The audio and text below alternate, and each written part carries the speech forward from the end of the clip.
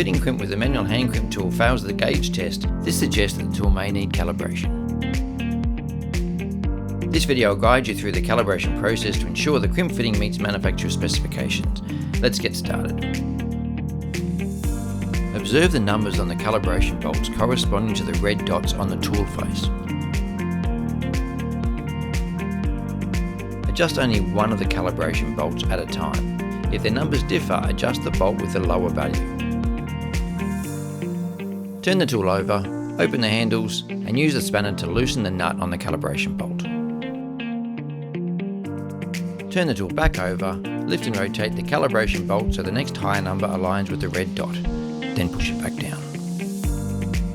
The calibration bolt can be turned clockwise or counterclockwise, as long as the next number is in ascending order. While holding the calibration bolt in place, turn the tool back over and tighten the nut.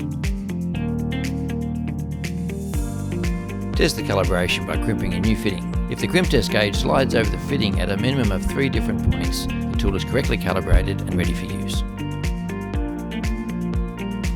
If the crimp test gauge still doesn't pass over the fitting, calibrate again using the opposite calibration bolt and test once more.